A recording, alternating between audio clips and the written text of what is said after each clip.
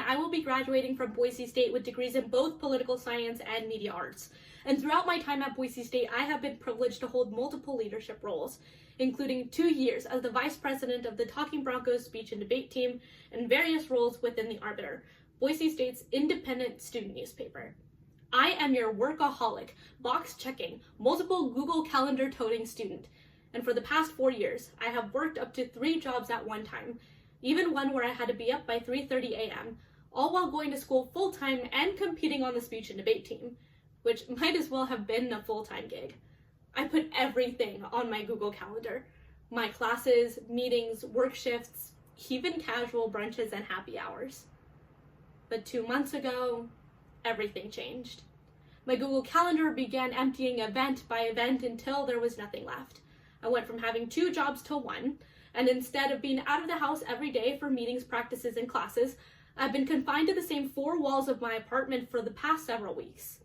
And with an upcoming graduation and end of a year, the boxes to check then disappeared altogether. Like many, I began feeling as if I was detached from the people and the organizations that I had poured my time and energy into.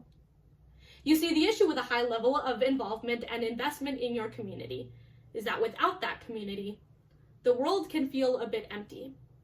Throughout my time at Boise State, I have been able to find my own communities, not just on campus, but throughout all of the Treasure Valley.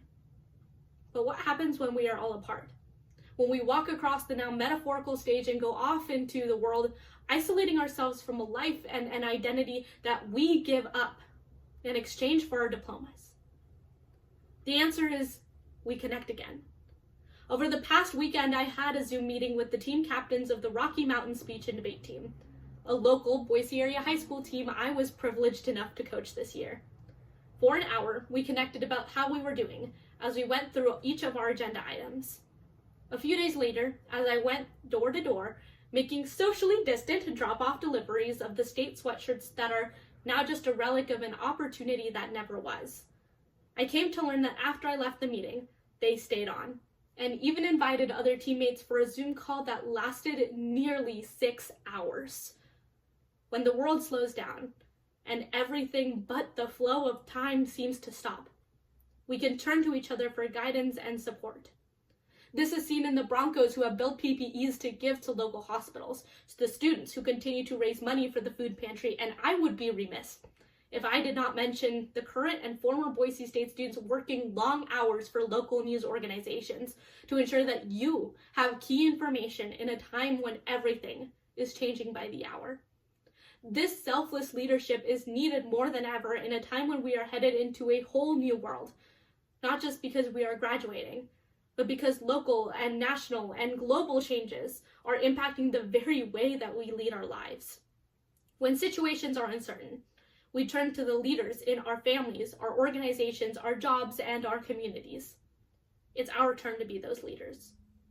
First, reaching out to those who need help, and even those who seem to be okay, is a true sign of leadership. Continuing to push through for the greater goals and needs of a community while taking care of the most vulnerable is leadership. But perhaps most importantly, please do not forget to take care of yourself. Asking for help is not a sign of weakness, and allowing yourself to not be okay is also leadership. We are not robots, we are hardworking, and even we deserve to feel the emotional tolls that affect us all as humans. Second, when in a position of leadership, I had to adapt to new situations, even if they weren't in my written job description. Leadership is not just about providing a group with feel-good support, but also about being confident in addressing larger concerns. The status quo is not what any of us ran for, applied for, or hoped to be awarded. It was not in our written job descriptions. But we are here, and we need to be willing to assume a responsibility that has never been assumed before, and find innovative ways to support our communities through all of these new changes. Someday, hopefully soon, we will all find ourselves with new boxes to check off, working towards our wildest goals. The Google Calendars will begin filling up with the color tones of a person who has somewhere to be.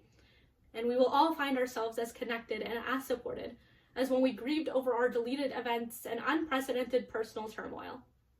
Help others through their darkest moments by staying connected to your communities And don't forget to reach back out and embrace the help offered to you.